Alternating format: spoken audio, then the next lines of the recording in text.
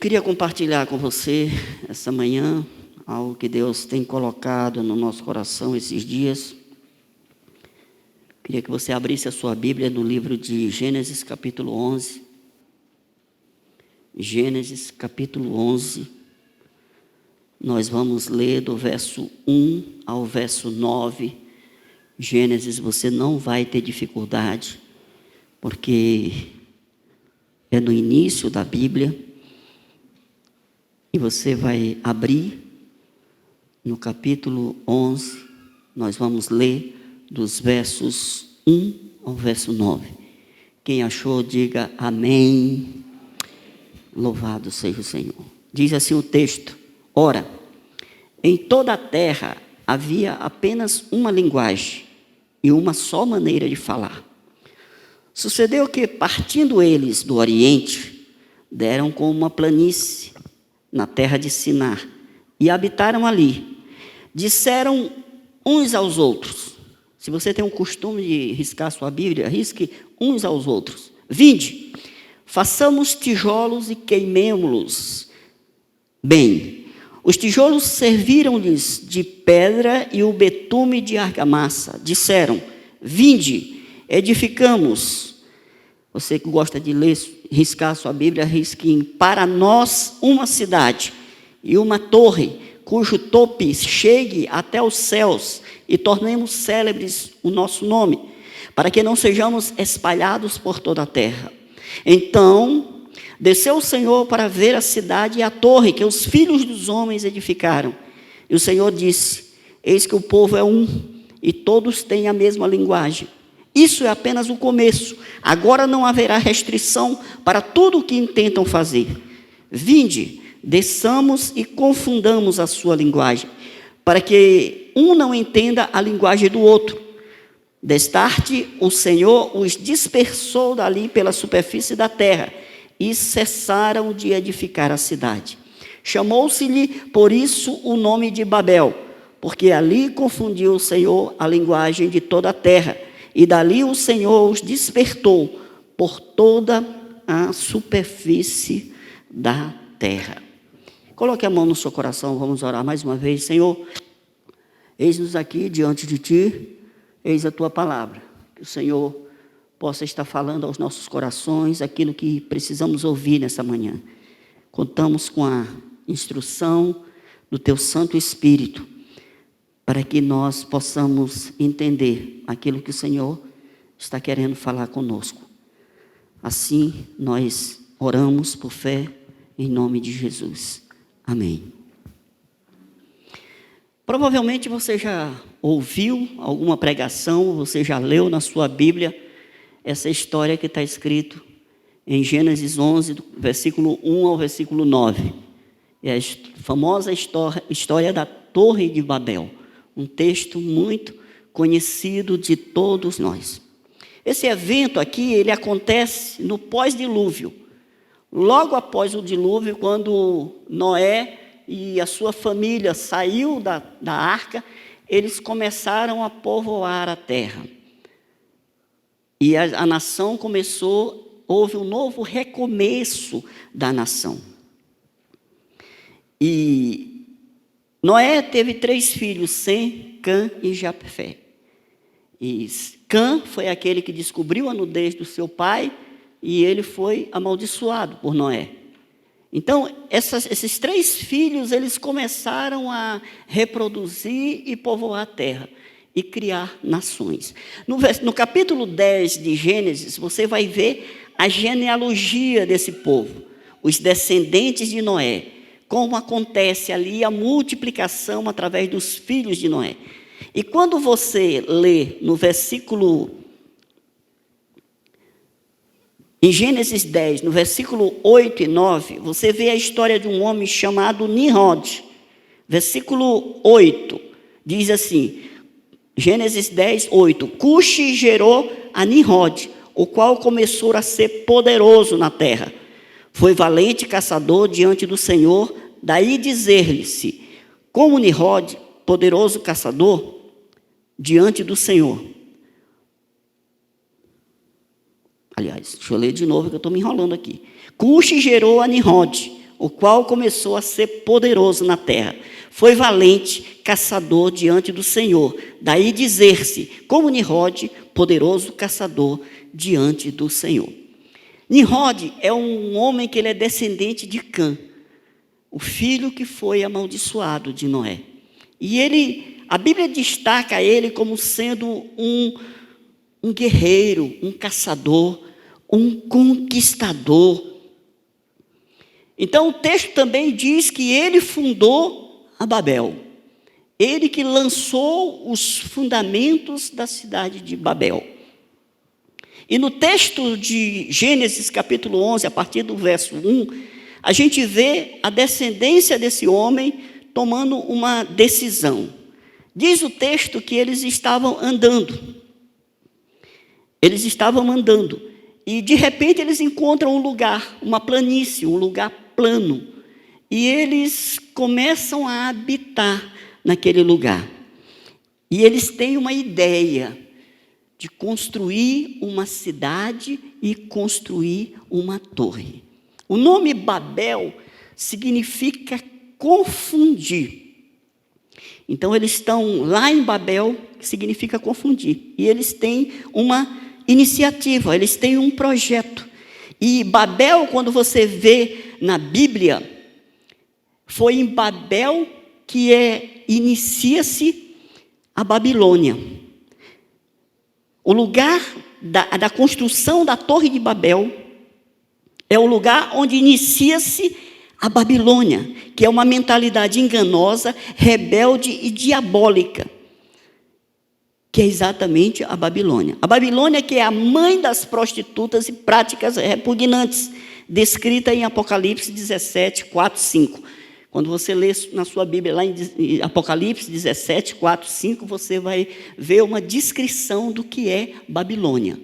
Babilônia é uma nação inimiga de Deus, é uma nação maligna que pratica pecados, iniquidades, e é um povo que não é temente a Deus. Então, Babel foi o nome dado ao local da construção da Torre de Babel. Uma grande obra de engenharia para aquela época. Era uma inovação. Quando a gente lê o texto, a gente vê que eles têm ideias. Como aquele lugar é uma planície, então não tem pedras. As construções naquele tempo eram feitas de pedra e argamassa. Mas como não tinha pedra, mas tinha muita argila. Então o que eles fazem? Eles começam a fazer blocos. Eles fazem esse experimento e descobrem que o bloco de argila é muito resistente. E quando esse bloco é levado no fogo em altas temperaturas, eles conseguem inventar o que a gente chama hoje de tijolo, que é algo bem forte e resistente. Então, eles começam a planejar essa construção.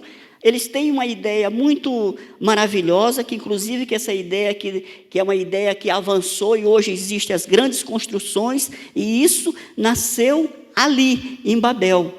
Então, era uma inovação, tijolos queimados, argamassa era o betume que eles usavam.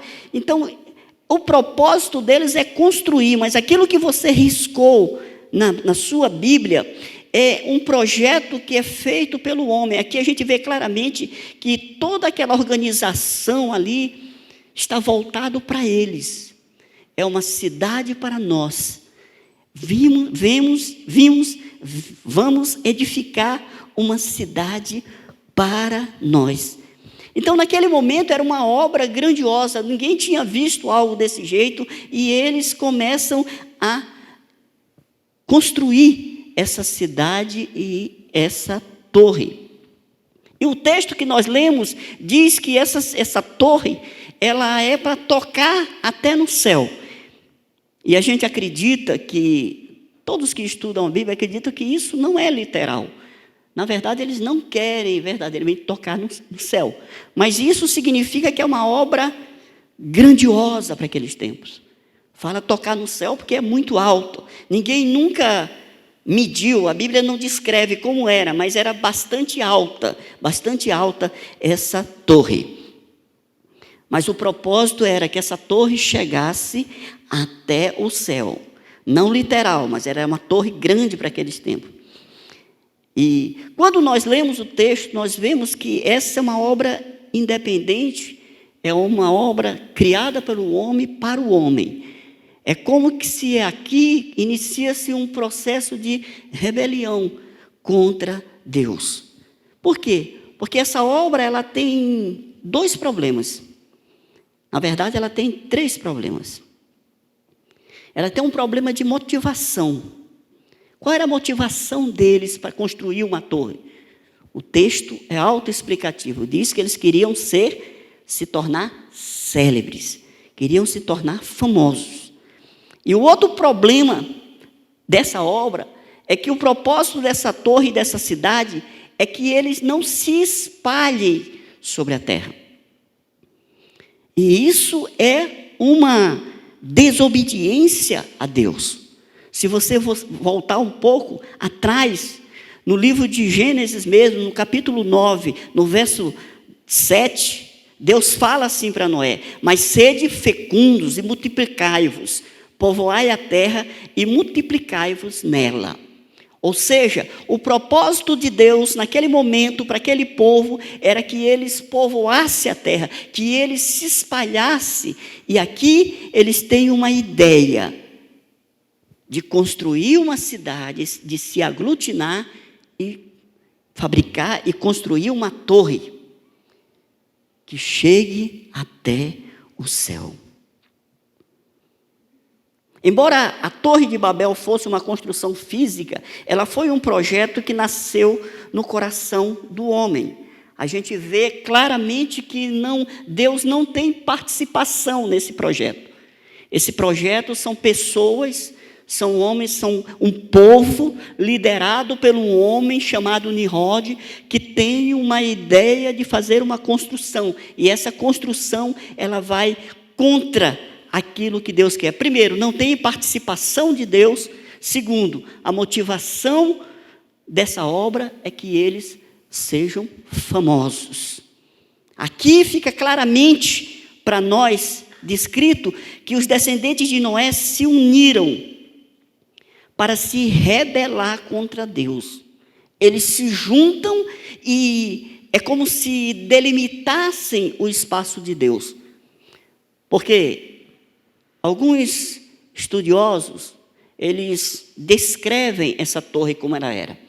A Bíblia não faz isso, mas depois de muito tempo, escavações, muitos estudos, eles descobrem que essa torre, ela era feita uma torre retangular, tinha os degraus, diversos andares, eles não sabem quantos, mas no último andar tinha um templo de adoração. Um espaço de adoração. Então, uma torre muito alta em que os homens subiam e adoravam a Deus lá no último andar daquele arranha-céu.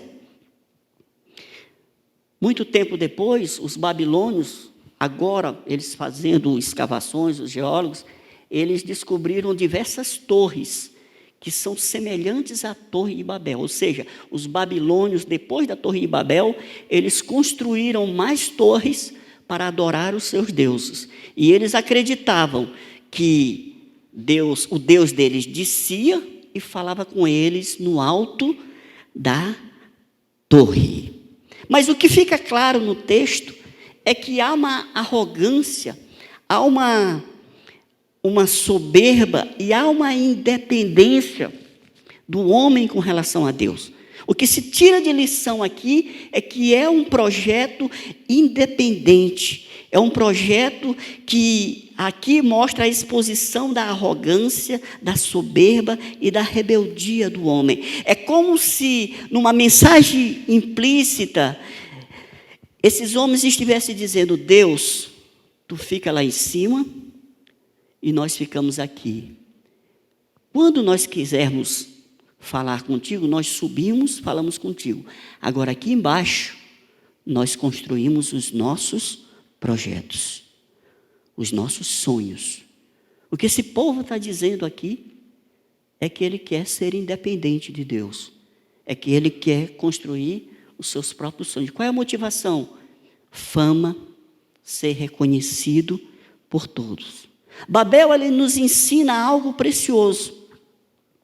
Para nós hoje, nos nossos dias, Babel nos ensina que nós precisamos compreender diante de Deus, ou precisamos estabelecer propósito diante de Deus, e isso fala das obras, daquilo que nós fazemos para Deus, dos propósitos e motivações do nosso coração. Veja nesse texto de 1 a 4, o que o povo quer? Subir ao céu, tornar-se famoso e desobedecer a Deus. Isso traz um alerta para mim e para você, que Deus pode estar ausente dos nossos planos, dos nossos projetos, mesmo que nós sejamos evangélicos, mesmo que nós sejamos crentes. De alguma forma, nós podemos estar fazendo coisas aqui que não tem nada a ver com Deus. Porque existem várias formas do homem se aproximar de Deus. Um jeito do homem de se aproximar de Deus é com segundas intenções. Mas boa parte das vezes, e isso nós precisamos entender, que há uma semente dentro do nosso coração inclinado a isso. Boa parte das vezes a gente quer ser visto, percebido, notado, quer ser uma celebridade. Boa parte das vezes nós buscamos Deus quando nós queremos receber bênção, receber algo de Deus. Uma palavra em voga nos nossos dias que nós ouvimos muito é conquista. Conquista parece que é uma isca para muitos filhos de Deus. Como se fala nos nossos dias em conquistar? E a conquista, muitas vezes, tem o DNA de Nimrod. A conquista, muitas vezes, é Babel. É rebeldia. É uma conquista nossa.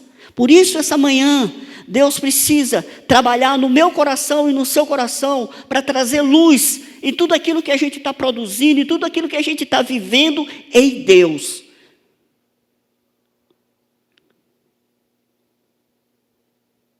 Porque o nosso coração precisa estar guardado, irmãos. Como isso precisa acontecer em mim e em você? Há muitas motivações em nós, no nosso coração. E nem sempre elas são publicáveis, nem sempre elas são dignas de Deus. Ser famoso, celebridade. Ontem à noite nós estávamos investindo nos nossos casamentos, falando sobre comunicação no casamento. Foi um tempo muito maravilhoso. Nós tivemos, para a glória de Deus, 64 casais aqui no templo. E uma das coisas que a gente estava falando era sobre tipo de comunicação. O autor do livro que nós estamos estudando, ele fala de tipos de comunicação no casamento, entre marido e esposa. E ele usa esses tipos, ele faz uma comparação com aves. E tem um tipo de comunicação que ele assemelha ao falcão. O que é isso? É aquele marido que ele se acha o cara. É aquela esposa que ela se acha a cara. E para ele, todo o problema que vem sobre a família e sobre o casamento, a culpa é do outro. A culpa é do outro. Então esse cidadão, ele não se coloca no lugar dele, ele não se coloca na sua posição, então ele tem sempre que transferir a responsabilidade para o seu cônjuge. E isso faz um mal terrível na vida do cônjuge, porque ele começa a acreditar nessas mentiras, e daqui a pouco a autoestima dele vai lá para baixo. E esse relacionamento, ele se torna geralmente um relacionamento abusivo. Então esse cara, esse homem ou essa mulher, ele não tem a capacidade de enxergar a si mesmo. Ele é perfeito, ele é o cara, ele é maravilhoso. Tudo que acontece de errado é ela. Olha, eu tenho essa vida hoje por causa de você. Se não fosse você na minha vida seria melhor. Tem algum falcão aqui nessa manhã? Acho que não tem, né, gente? Ontem à noite, ali naquele templo, voava pássaro para todo lado. Era falcão, era pomba, era, né? E aí você perdeu, nós sentimos a sua falta. mas daqui a 2 meses nós vamos ter de novo. Mas é algo prático para o nosso dia a dia, para o nosso casamento. Não é uma aula de teologia, não é grandes coisas filosóficas, não, é o dia a dia. E às vezes o nosso casamento está morrendo por causa disso. Porque um dos cônjuges não toma a posição. Um se sobrepõe sobre o outro. Um se acha melhor. Um é o especialista que sabe tudo e ele anula o outro. Mas esse é o falcão. Mas aquilo está ali no nosso coração. Está ali guardado, pronto para florescer a qualquer momento. Eu estou fazendo uma experiência agora, eu estou plantando algumas coisas em casa. A gente não tem quintal, mas é em jarro mesmo. Mas a gente pega uma terra legal, bota um adubo legal, planta uma semente, nasce. Eu estou com um pé de pimentão, que tem um pimentão desse tamanho assim, coisa mais linda. Mas assim, é uma dificuldade para nascer. Aí vem praga, a gente vê, tem coisa, está murchando e tal, tem que aguar. E de repente começa a nascer um pé de capim do lado. E o pé do capim começa a crescer, e se a gente não arrancar, ele se sobrepõe. Qual é o princípio desse na nossa vida? É que o nosso coração, pelo Espírito Santo de Deus, Deus começa a trabalhar o solo do nosso coração e planta a sua palavra, os seus valores, os seus princípios. Mas se nós não regarmos, se nós não cuidarmos, vai nascer capim, vai nascer erva daninha que não serve para nada. Então, muitas vezes, nós precisamos olhar para dentro de nós mesmos para ver se há alguma motivação errada no nosso coração. Esses homens aqui, eles estão se perdendo. Eles estão fazendo um projeto independente. Eles estão dizendo, Deus, fica para lá que eu fico para cá. É orgulho, é soberba, é arrogância. Nós precisamos ter cuidado com isso. Visões próprias, outra coisa que a gente precisa ter cuidado, visão próprias, revelações. Revelações são um solo fértil para florescer a vaidade. Existem pessoas que precisam mostrar a sua espiritualidade, uma espiritualidade superior. Porque eu preciso ser melhor. Isso é competição.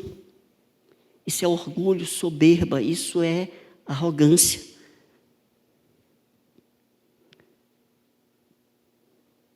Não existe ninguém que seja o santão. Irmão, eu estava conversando com minha esposa agora pela manhã, e eu falei que até hoje o título de pastor para mim é complicado. Tu não queria... Não é isso não. Eu creio que Deus levanta e Deus abate. Mas assim, às vezes quando você fala e chega em algum lugar e fala que é pastor, a pessoa parece que é uma reverência, uma coisa louca, assim, como se você fosse um pecador, necessitado de Deus. E a gente precisa se ver desse jeito, desse jeitinho. Porque a vaidade, a soberba, o orgulho, a arrogância, ele está lá. Ele está lá. Na hora de se manifestar, ele se manifesta. Então, há dentro de nós uma necessidade de ser diferente. Eu vejo muito isso na vida dos jovens, os jovens que estão aí em cima. A gente vai, às vezes, para o shopping, a gente olha aquelas meninas, aqueles meninos, a gente não sabe o que é. É o cabelo azul, é lilás, é preto, é brinco na orelha, é argola no nariz, para ser diferente. Jovem, você é lindo, você é linda, você foi feito por Deus. Não tente mudar aquilo que Deus fez. Minha esposa até ficou zangada comigo, que eu disse para ela que eu gosto dela sem maquiagem. Pois é, natural mesmo. Eu sei que melhora, não estou dizendo que seja pecado maquiar, não. Mas é o natural. É o natural que seja natural, seja você mesmo. Não use uma maquiagem nas redes sociais. Não tente mostrar para ninguém que você é diferente, que você é especial. Você é um filho, uma filha de Deus, criado por Ele. Cada detalhe do seu corpo, da sua vida foi estabelecida por Ele, foi criado por Ele. Viva isso com intensidade. Seja você mesmo. Não tenha essa necessidade ardente de ser diferente. A necessidade de mostrar uma espiritualidade superior. Uma vez a gente estava numa igreja, que a igreja era de banco de madeira, desses grandes assim. Levinho, que é uma coisa, 5 homens para pegar um. Mas tinha uma irmãzinha lá, que quando ela chegava na igreja, ela sentava aqui na cabeceira do banco, ninguém mais sentava aqui. Porque durante o louvor e a adoração, ela ia daqui para cá, então o espaço era todo dela. Uma necessidade de mostrar uma espiritualidade diferente. Eu sou superior, eu tenho algo diferente. Nós não precisamos disso, irmão. Nós não precisamos disso. Você não precisa disso. A idolatria, as denominações, há denominações que são mais famosas do que Jesus. Nos nossos dias, há igrejas que elas são mais famosas do que Jesus. E confesse aqui para mim, você ainda não teve um desejo gospel, um orgulho gospel no seu coração, quando ele se pergunta assim, como é que é a sua igreja? Né? A gente não diz, nós temos 600, 800 pessoas, nós temos não sei quantas células, nós temos o Conexão Kids. Não é? Não dá uma vontade da gente maquiar um pouquinho. Isso é orgulho. Isso é soberba, competição. É você querer, dizer que você é melhor do que o outro. Devemos ter cuidado com os desígnios do nosso coração. Poderemos estar fazendo uma obra linda, maravilhosa. Aquela torre era uma inovação tremenda. Quem olhava por fora via aquela coisa grandiosa, mas o alicerce dela estava comprometido. A raiz, o fundamento estava comprometido. Assim, isso serve de alerta para mim e para você. O nosso ministério, a nossa vida diante de Deus, o que a gente está fazendo, qual a motivação do nosso coração. Devemos ter cuidado com isso, irmão, com os desígnios do nosso coração. Você quer ser famoso aqui e um desconhecido no céu? Nós buscamos fama aqui? Nós buscamos ser reconhecido aqui? O que adianta eu ser famoso aqui na terra e ser desconhecido no céu? Salmo 119, 10 e 11. O salmista diz assim, eu te busco de todo o coração, não permitas que eu me desvie dos teus mandamentos, guardei no coração a tua palavra, para não pecar contra ti. O que o salmista está dizendo? Eu busco de coração a Deus, para quê? Para que eu não me desvie dele, da sua palavra, da sua vontade. Aí ele diz, guardei no coração a tua palavra, para não pecar contra ti. O antídoto para o orgulho, soberba, vaidade, arrogância, é um coração cheio da presença do Espírito Santo de Deus. O antídoto para o orgulho, a soberba, a vaidade, a arrogância é um coração cheio da presença do Espírito Santo. Alguém que é cheio do Espírito Santo de Deus, ele não busca fama, ele não busca riqueza, ele não busca essas coisas. Isso pode vir para ele, mas não é o motivo da vida dele, não é o propósito principal da vida dele. Você quer conhecer alguém cheio do Espírito Santo? Alguém que seja humilde diante das pessoas. Alguém que reconheça a grandeza e a soberania de Deus. Alguém que reconhece que Deus tem o controle sobre todas as coisas. E Ele pode intervir na hora que Ele quiser, na minha vida e na sua vida. Essa é a arrumação do homem. Do versículo 1 ao versículo 4, A Bíblia mostra a expectativa do homem. O homem está construindo uma obra para se distanciar de Deus e para desobedecer a Deus. Mas, e como é que Deus vê isso? A gente começa do versículo 5 ao 9. Acompanhe aí na sua Bíblia. Então desceu o Senhor para ver a cidade e a torre que os filhos dos homens edificavam. Esses homens, eles estão criando essa obra faraônica aqui embaixo, e Deus, lá de cima, Ele olha, eu imagino que Ele vê, Ele diz, o que é aquilo? Aí Ele desce, para inspecionar aquela obra, para ver o que está acontecendo. Então Deus apenas Ele observa o homem, usando estratégias humanas para alcançá-lo, mas na hora certa Ele intervém. É o que Ele faz no versículo 6. E o Senhor disse, eis que o povo é um, e todos têm a mesma linguagem. Isso é apenas o começo. Agora não haverá restrição para tudo o que intentam fazer. Mas eu queria, no primeiro ponto, explicar para você como Deus vê isso aí, essa coisa do homem estar caminhando, usando estratégias para chegar até Deus, usando estratégias humanas para atrair a atenção de Deus. Então Deus intervém, mas Ele intervém para quê? Para mostrar quem Ele é. Quando Deus faz uma intervenção na vida do homem, geralmente Ele quer tratar com o homem algo.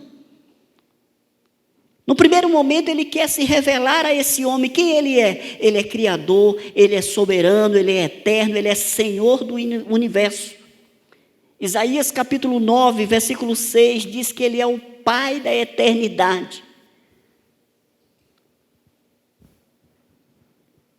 Ele é um pai que ama, corrige e cuida dos seus filhos. Assim é Deus. Tudo que estamos fazendo aqui está sendo visto por Deus. Ele não vê só apenas aquilo que a gente está fazendo, mas Ele vê a motivação do nosso coração. Se nós estivermos fazendo alguma coisa para Deus com motivações erradas, isso vai ser palha. Isso não vai produzir fruto. Isso não vai trazer glória. Aquilo que nós fazemos precisa glorificar a Deus, não o homem. Aqui, o que está se mostrando claramente é o homem tirando Deus de lado e tomando o centro da sua vida. Então Deus se revela quem Ele é, mas Ele revela também a nós quem somos. E a Bíblia diz que nós somos pó. Viemos do pó e para o pó retornaremos. Gênesis 3,19. A Bíblia diz também que a nossa vida é breve. Salmo 103, 15 a 16, diz que ele é como a erva. Ela floresce, tem vida, depois ela seca. É algo breve. A nossa vida é breve. Então, o que Deus nos mostra? Primeiro, Ele mostra a sua grandeza. A eternidade. Ele se revela a nós como filhos. E diante dessa revelação, nós verificamos quem nós somos diante de Deus. Então nós não somos nada. Em Isaías 41, Deus fala que trata Israel como um verme. Verme. Assim Israel é visto diante das nações, como um verme. Israel sem Deus não é nada. Israel com Deus é nação, é amada, é protegida. Assim somos nós. Sem Deus nós não somos nada, nada. Somos nada, somos pó. Então Deus intervém para se revelar e revelar a nós quem verdadeiramente nós somos. Irmãos, como que diante de Deus, tendo a revelação de quem Deus é, eu vou ter orgulho de alguma coisa? Como é que eu, tendo a revelação de quem Deus é, eu vou achar que eu sou algo maior do que realmente eu sou. Então Deus nos traz a medida certa que nós devemos nos enxergar. Nem muito de menos, nem muito de mais, mas dentro de um equilíbrio. Mas a grande verdade é que sem Deus nós não somos nada. Então Deus intervém às vezes, nos colocando em situações que não podemos controlar. Às vezes são coisas tão pequenas, mas que a gente não tem como controlar. É Deus nos mostrando as nossas limitações. É Deus mostrando para todos nós que somos limitados. Se há algo de bom dentro de mim, de você, vem de Deus. Mas essa carne, essa coisa, esse homem caído que há dentro de mim e de você, ele está preparado para se manifestar. Basta a gente não alimentar o nosso. Basta a gente não ter uma vida de comunhão com Deus.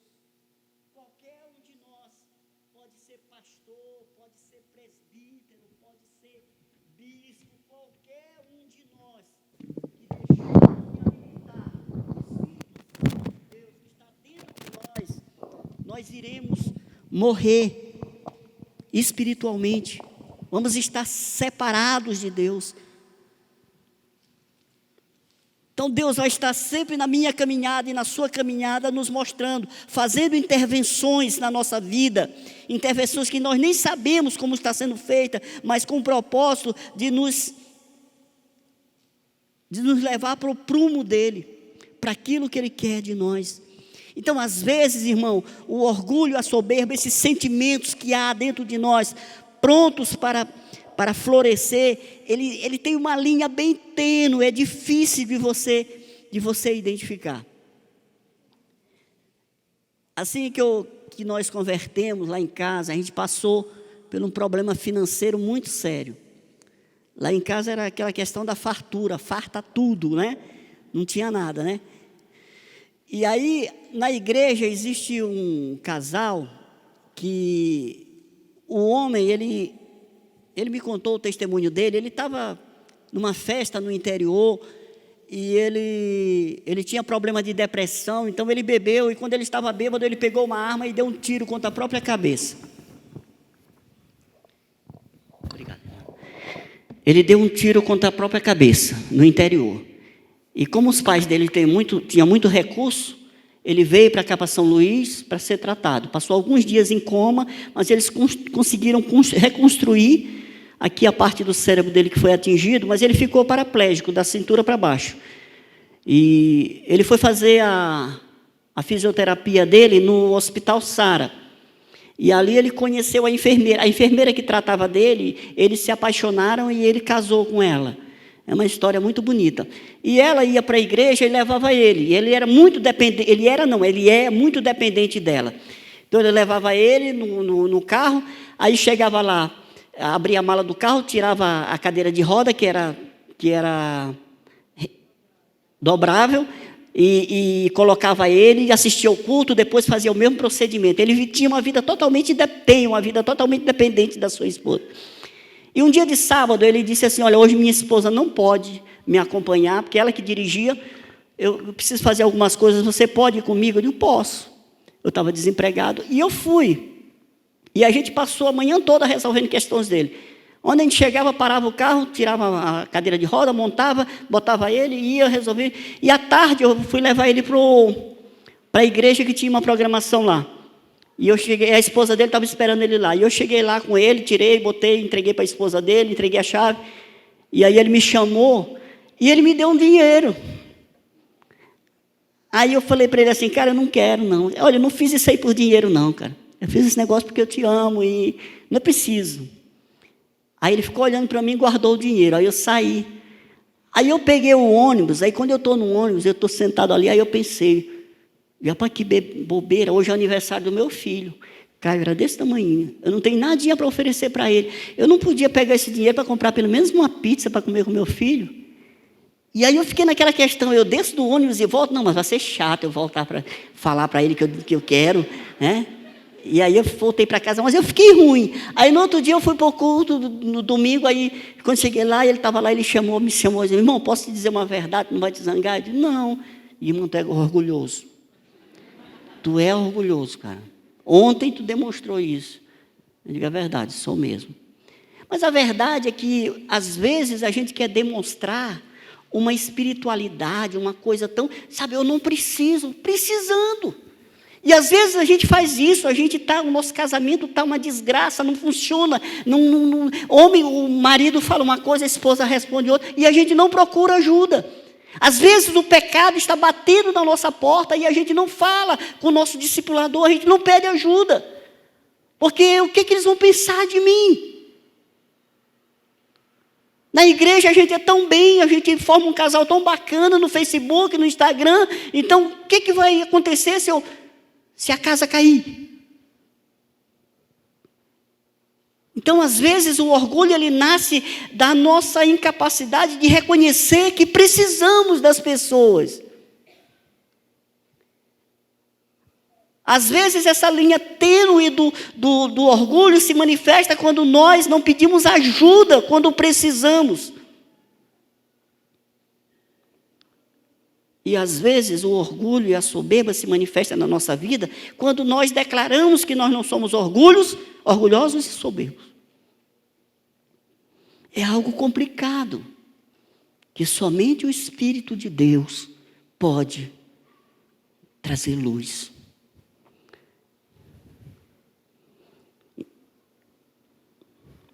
Então Deus toma a iniciativa, no versículo 7, ele diz, vinde, desçamos e confundamos ali a sua linguagem, para que um não entenda a linguagem do outro. Preste atenção que ele fala desçamos, no plural. Aqui provavelmente é uma menção à Trindade. Mas Deus desce até o homem, então haverá um tempo para subirmos para Deus. Mas a gente precisa entender que Deus, no primeiro momento, ele vem no encontro a nós. Ele vem no encontro a você. Perceba que muitas vezes nós estamos querendo subir a escada da torre para se encontrar com Deus, e Ele está aqui embaixo nos esperando. Perceba que muitas vezes o nosso esforço de chegar até Deus não dá em nada. Porque a gente está fazendo as coisas movidos por uma motivação que não agrada ao Senhor. E aí Deus, ele desce para consertar.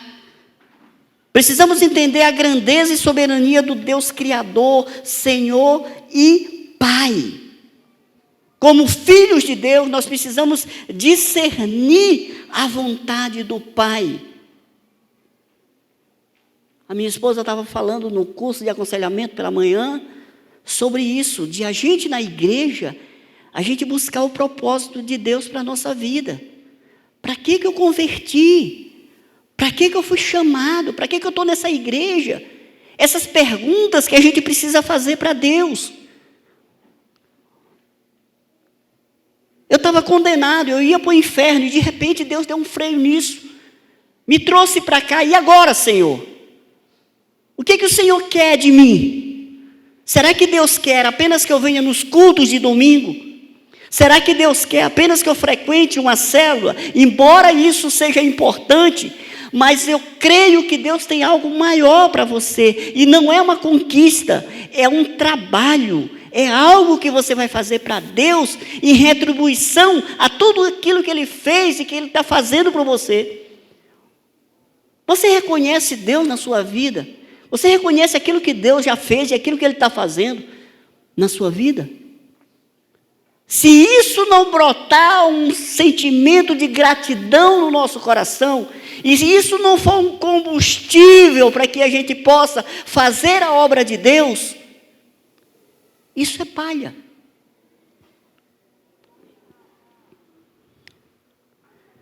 Isso é palha.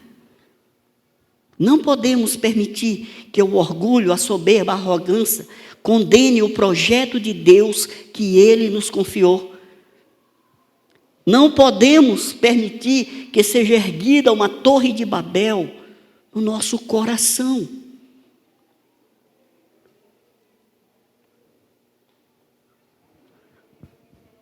Não podemos, irmãos. Quantas torres de Babel não estão erguidas em sistemas religiosos? Pessoas que buscam a própria fama, pessoas que não estão nem aí para Deus, veem em Deus apenas uma oportunidade de lucrar. Isso tudo serve para mim e para você fazermos uma reflexão sobre a nossa vida.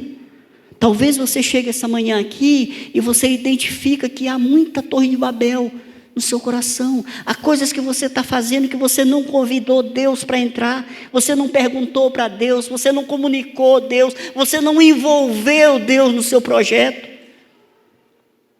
Isso é Nimrod, isso é rebeldia. Dê liberdade e espaço para o Espírito Santo de Deus falar com você. Pense um pouco nessa manhã que Deus desce aqui para visitar os nossos corações. E uma pergunta para mim e para você: nós estamos preparados para uma supervisão de Deus? Deus olhou aquela arrumação lá em cima, aquilo chamou a atenção dele, ele desceu para ver. A pergunta para nós: será que nós estamos preparados para receber uma supervisão de Deus? Quando Deus olha as nossas obras, quando Deus olha o nosso testemunho, quando Deus olha as nossas vidas lá de cima, o que Ele diz? Aqui, quando Deus desce, em primeiro lugar, no primeiro momento, Ele reconhece o poder da unidade. Algo que nós precisamos compreender e exercer. É isso que Ele diz no versículo 6. E o Senhor disse: eis que o povo é um, e todos têm a mesma linguagem. Isso é apenas o começo. Agora não haverá restrição para tudo o que intentam fazer. O poder da unidade, como isso é poderoso. E como isso a gente perde muitas vezes dentro do nosso próprio casamento. O melhor lugar para exercermos a unidade é no nosso casamento. O melhor lugar para que a gente possa treinar a nossa unidade é no nosso casamento. Porque foi para isso que Deus estabeleceu o casamento. Ele estabeleceu uma unidade indissolúvel. Gênesis 2:24, por isso deixou o homem pai e mãe, se une à sua esposa, tornando-se os dois uma só carne. E o texto continua dizendo: ora, um e o outro estavam nus e não se envergonhavam. Deus gerou neles a unidade e falou assim: olha, vocês precisam viver uma vida limpa, aberta, entre um e o outro, sem subterfúgios, sem segredos. Vocês precisam ser um. E é isso que nós precisamos exercer para que a nossa família ela possa crescer de forma saudável. Deus está dizendo: olha, enquanto eles estiverem unidos, eles vão vencer tudo. Eu preciso fazer alguma coisa. A questão aqui é que a unidade ela pode servir para algo positivo ou algo negativo. A unidade ela pode servir para algo positivo e algo negativo. Explique isso, irmãos. Se tiver alguém difícil na sua célula, que não concorda com nada, que é rebelde, você sabe o que vai acontecer se você não tomar uma posição? Ele vai contaminar todo o rebanho. Porque ele vai buscar unidade. Ele ou ela vão buscar parceiros, pessoas que simpatizem com a causa deles. E vai criar uma divisão bem no meio da sua célula. Por isso a Bíblia é duríssima com relação ao rebelde. Duríssimo com relação à rebeldia. A unidade pode servir para algo positivo ou negativo. Como seria poderoso se vivêssemos a unidade estabelecida por Deus em nossos casamentos? Como seria poderoso se a gente vivesse a unidade que Deus planejou para nós dentro da nossa igreja? Quantas vezes a gente não tem problema de relacionamento com o irmão que está sentado do outro lado e a gente não resolve? E a gente quebra a unidade do corpo. É isso que a palavra diz. Então, é para a gente refletir. Então a obra tinha uma boa aparência, mas tinha um defeito na fundação. E o projeto estava condenado ao fracasso. Deus tem um projeto horizontal, o homem um projeto vertical. Isso faz sentido para você? Deus tinha um projeto para aquele povo horizontal. Crescer, multiplicar, povoar a terra. O homem está construindo um projeto vertical. Tem nada a ver com Deus. Então, quantas vezes a gente não dá um duro doido nessa vida, trabalha tanto, não tem tempo para Deus, não tem tempo para nada, tudo é projeto nosso, eu faço, eu fiz, eu faço, eu vou fazer, planos, projetos para o ano todo, para o próximo ano todo, e Deus não está no negócio. Às vezes a gente usa Deus apenas como um cartório espiritual. Você chega lá e pede para carimbar, para legalizar a coisa. Deus está tudo aqui bacaninha, agora o Senhor dá o ok. Deus não funciona assim não. Deus tem suas formas de neutralizar e corrigir a arrogância do homem. E o que Deus faz? Ele confunde a linguagem. E isso interrompe a obra.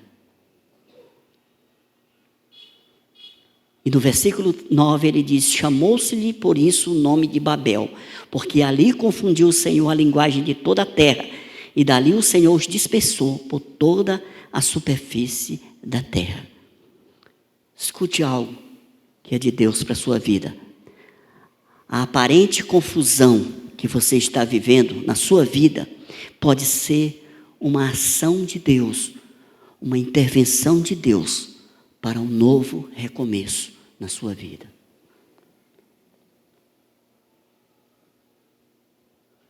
A aparente confusão que você está vivendo na sua vida, no seu casamento, na sua família, pode ser uma ação de Deus para um novo recomeço.